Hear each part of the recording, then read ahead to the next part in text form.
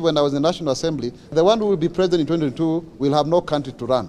But it has actually come earlier. We have zero money for development. Zero. I'm telling you, zero. So if you see any road, hospital, water project, whatever you see government doing, all of this is borrowed money. Housing, we are supposed to be building 500,000 houses a year. There are only 228 units that have been built. So it is a flop. Kenyans literally have no money in their pockets. The money that is owed by county governments that has not been paid is about 90 billion. Another 54 billion is owned by the national government. A whole 150 billion. People are being auctioned because government can't pay, won't pay. Most of the money that goes to infrastructural development is development corruption.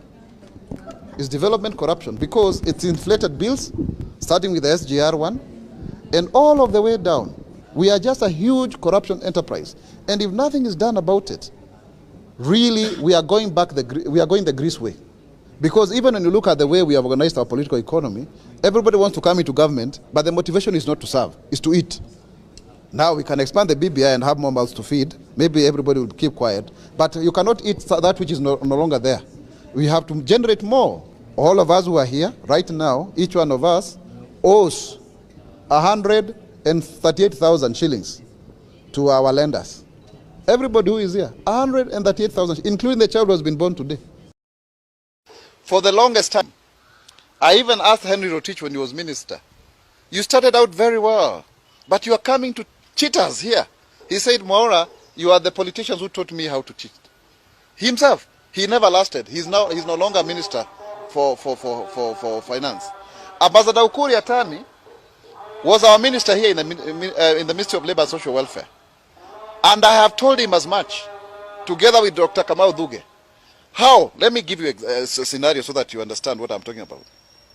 How on earth do you have a 9.8 trillion economy, borrowing now 8.4 trillion? The only economy that has borrowed 239% of its GDP, nominal GDP, is Japan. What do they produce? Look around. All of these vehicles, they are from Japan. What does Kenya produce? Nothing. Nothing. Children. You know, America is a $24 trillion economy. They borrowed over 20 trillion, but you know, they have the reserve currency, which is a dollar. So they are the only people who can print money. Look at Kenya. We have borrowed over 5 trillion shillings in the last 7 years. What is there to show for it? Other than just expanding the size of government. So yes, that video that you are seeing going viral, I spoke about it in February. In fact, Mheshimiwa Sankoko was asking me about it then. In December, it's still going viral. Why? When I spoke, some people even called me from very high offices and they were telling me, Mwaura, what are you saying? I said, I will stand by the truth. We are now digging our hole deeper. We have raised our debt ceiling to 9 trillion. We are now going to exhaust it. We will remain with about 800 billion. We are expanding the size of government. Why, for example, does the Ministry of Health require 98 billion? What for? When health is devolved. Come on, I mean, let's be serious. How do you explain the building of Dongokundu bypass at a cost of 1 billion per kilometer? Really, are we joking? Look at this expressway. How much is it costing us? This is development corruption and voodoo economics. I mean, let's not just lie to Kenyans. People are just increasing their money. And finally, let me just say about this issue. Why don't we have a single treasury account? Because ministry departments and agencies are having accounts in commercial banks, right? Then the same commercial banks do not lend to Kenyans. They are holding government money, then still lending the same government money. Uhuru Kenyatta has said now they should not expect payment on their T-bills, right? The interest rates. But who are the owners of these banks? Those are the questions. For the last 10 years, which huge multinational-like kind of company has grown out of our economy? The usual suspects, Safaricom, KCB, what have you. The only people who tried to come out was SportsPesa, Suali Nyongwa. So we are in a cartel economy.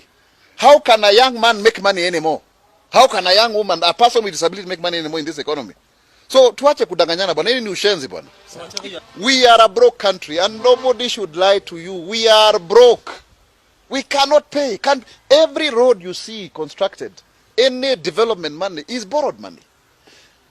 We have a 3 trillion budget. 3 trillion budget, out of which a trillion is going back to pay debt.